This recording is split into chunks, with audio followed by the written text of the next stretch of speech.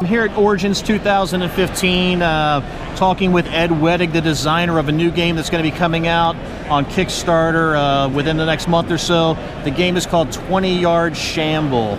It is a zombie racing game. Definitely a different take on zombies and racing, and it is something that I think will definitely pique your curiosity. So we're going to take a few moments to talk to Ed, get some information about the design and the game mechanics, and then we'll go ahead and shoot some videos so you guys can see how all that works. So, Ed, thanks for joining me. Why don't you take a few moments, tell us what this game is all about. 20 Yard Shamble is a family-friendly game of competitive zombie racing. Each player is the owner of a zombie racing team. What they will do is they will race their zombie from the center of the arena to one of the 6 finish lines around the outside edge. On the way, their zombie will encounter unarmed victims or potentially armed hunters. The victims will give their zombie a bonus. The hunter will give them a penalty. On top of that, players can bet not only on their own zombie, but on somebody else's zombie and earn prestige points. And if you think your zombie is going to do well, you can bet on yourself. If somebody else is doing better, you can bet on them. Over here we have the Zombitron score track. This will track a player's prestige points. After 3 races, the person with the most prestige points wins. On top of that, each race is only 6 turns long because the audience who's actually watching the race gets bored after 6 turns. Okay. So the game is pretty quick. A race can be done in about 20 minutes, and 3 races can be done in under an hour. Okay, so typical game, 60 to 90 minutes, maybe, depending on the number of players. So what's the player count? It's 3 to 6 players. 3 to 6 players, okay. Yeah. A 3-player game will definitely go faster than a 6-player game, and the more experienced the players are, the faster it can go. So you could get a 6-player game done in under an hour. Okay. So if you had to describe the game mechanics, you know, for those people out there that's important too. Go ahead and tell us what the mechanics are. The game mechanics are semi-random movement and betting. We have these action dice, and on a player's turn, they're going to take 4 of the dice, typically, and roll them. These are the actions that their zombie can take. The different actions are, there's a move forward, there's a double move forward, there's a turn left, a turn right, there's a back up, and there's a brain. Now a player would roll 4 dice. They would pick 3 actions to take in any order. A move forward would move their zombie forward. A double move forward would actually move forward 2 hexes. Back up, obviously, is a move back. Turn will turn their zombie either left or right. A brain allows a player to move either a hunter or a victim 1 hex in any direction. Now, if their zombie,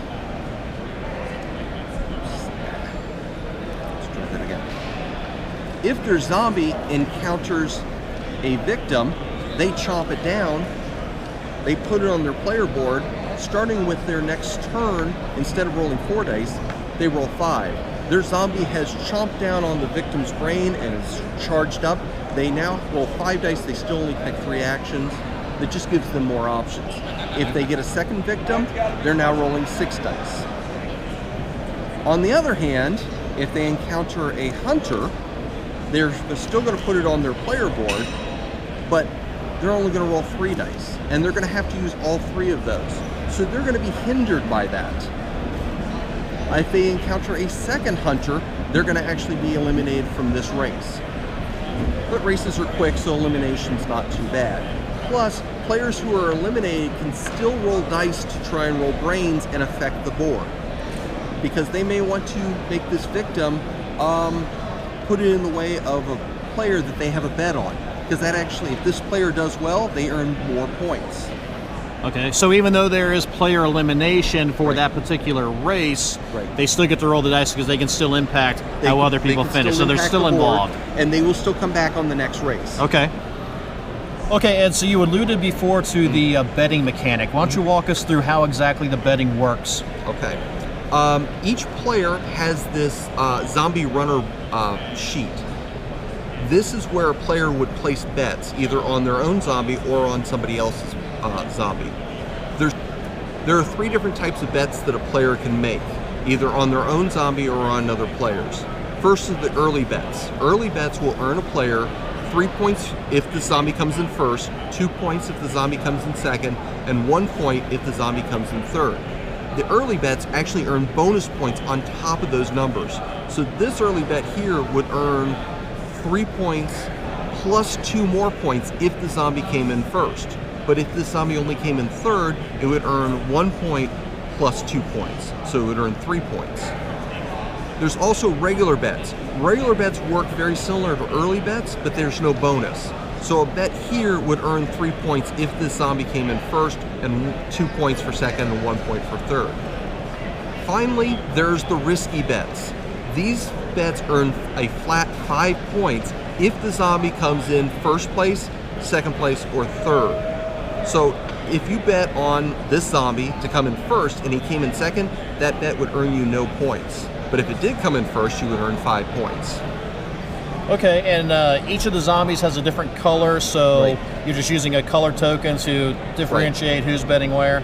Right. Each player has a number of winks of their color so that we can track if this player is betting on themselves, they would place their green token on there. Now, if this player playing the gray zombie is betting, they may bet that this zombie is going to come in second place and would place their token there. At the end of the race, we total up all the points, and that makes it very easy. Okay, so you can bet on yourself, you can bet on your opponents. Obviously early betting is going to pay you out a little bit more versus later on in the race, where you might have more information. Early bets do close out kind of quick. Okay. If a zombie is performing well. If they're not performing well, you may get to the end of the race with no bets. Okay, and so when you were showing the dice before, you can move the hunters, you can move the victims, so you have a little bit of maybe a take that mechanic. Yes. But at the same time, you are still benefiting that other person. Why don't you explain that to us once again there? Okay. So there's not only a take that mechanic with the hunters, there's also I'm going to help you because I have a bet on you. And I'll explain that a little bit more. Let's say I'm playing the green zombie, and I'm over here somewhere, and my friend is playing the red zombie. I can move this, if I get the right rolls, I can move this victim either in their path or make that actually move into their hex. Why would I want to do that? That gives them a bonus. Well, if I have a bet on them, giving them that bonus benefits me because the better place, if they place better, I earn more points. On the other hand, if I have no bets on that person and I want to slow them down so that I can earn points that I have on, say, myself or somebody else, I want to slow them down by either putting a hunter in their way or actually moving the hunter into their hex. But to kind of temper the benefit and the penalty from the victims and the hunters, if a player chomps a victim, they earn 2 points because the crowd loves it when a zombie attacks a victim. On the other hand, they earn 1 point, even though they're getting the penalty, they earn 1 point when they encounter a hunter because the crowd still likes to see the spectacle. Blood is blood. Yes. Okay, so as far as gaining the points, you can get points by chomping a victim, you can get points by being attacked by a hunter. Right. And then you also get points by crossing the finish line. Okay, explain that. Okay. You will earn, as the owner, you will earn 3 points if your zombie comes in first place, 2 points if your zombie comes in second, and 1 point if your zombie comes in third. Okay. And from the play that we had, the bulk of your points are coming from your betting. Yes. Okay. Yes, definitely the bulk of the points. But you can earn a few points by placing well. Sure. Okay. But if your zombie, you just can't get the rolls and your zombie is just not performing well, if you bet smartly on other players, you can still stay close to the leaders by making those bets count. And then also, I know you have a mechanic in there to kind of even out the person that's in last place getting to go first, and so explain that to us. Okay. The game is played over a series of 3 races. The first race, the player to go first is the oldest player, or as we like to say, the person who has the most experience fending off the zombie hordes. Okay. After that, whoever is in last place gets to move first. That way, it gives that player a chance to try and catch up. So, I know it's not an overly heavy game, but can the game scale up and down in difficulty? It can. Actually, there are 4 different colored groups of colored spots on the board. There's the red spots that the hunters normally start at, and there's the yellow spots that the victims start at. But we also have the green and the blue. For a harder game, you can actually start the hunters on the green and the victims on the blue, because what that does is that puts the hunters very up close to where the zombies start in the middle. If you want a slightly easier game, you can put the hunters on the blue and put the victims up on the green. That'll give every player a chance to grab a victim and get that 5th die to roll before they have to figure out how to get past the hunter to get out of the finish line. Okay. That's a cool idea. I like that. Very simple, but it works. I'm going to say one more thing here.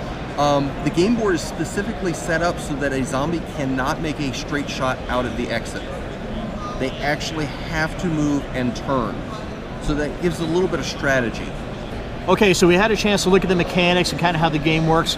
Why don't you tell the viewers what inspired you to come up with a zombie racing game? Well, there's a lot of zombie horror survival games out there. I wanted something with a little bit of humor, and zombie racing seemed to kind of fit that bill. The game is a little bit like turtle racing. And turtles are fine, but zombies are funnier. So we'll do zombies. I have a young son, and so I made the game very family friendly, that he could grasp and he could play with me, and he was very helpful in early play testing. After school, he would get home and he'd like, okay, can we play again? Can we play again? Because he really liked how the mechanics were working.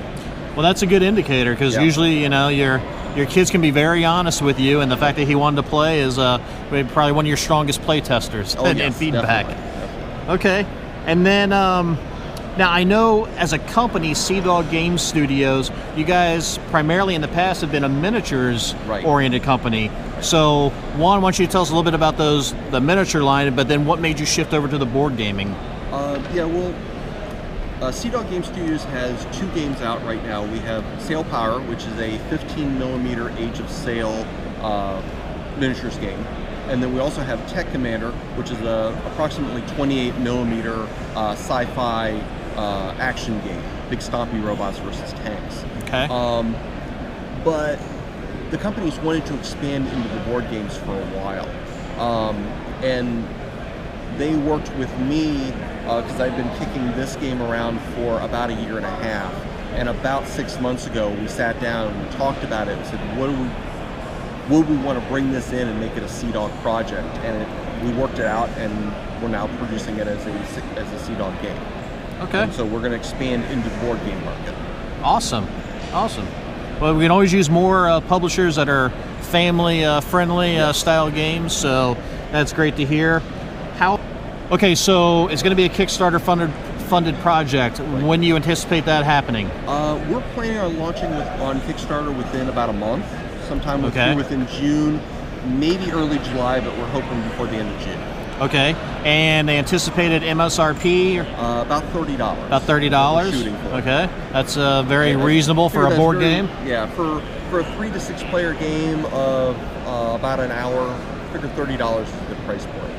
Okay, and then I know that this is a prototype, so can you maybe share with us anything that will change between now and the final product? Yeah, the biggest thing that may change would be we might actually have clear plastic cubes as opposed to these dull plastic ones. We're talking about replacing the victims and the hunters with red and yellow meeples. And we may replace the winks with glass stones. We're kind of weighing our options on a lot of things. Okay. Mechanics-wise, the game's is not going to change. Right. I mean, it's been play tested. How long has this game been in development? About a year and a half. About a year and a half. Okay, Yeah, so we played almost 100 times, probably. Okay. And I will say to the viewers, I did play this game. Mechanically, there's nothing that needs to be changed, but there's plenty of stuff that can be added in later on as an expansion or however you want to do it. That will definitely kind of ramp it up even more for those people who want that. Right. But as it is, as a family-style game that you can put on the table and get done in an hour or so, it's it doesn't really need any tweaking. So, yeah, exactly. Okay, so you're going to have the Kickstarter project. If anyone wants to follow the project beforehand or kind of get some more information, what's the best way for them to follow that? Well, you can find us on Twitter. I'm on Twitter at edwedig, W-E-D-I-G.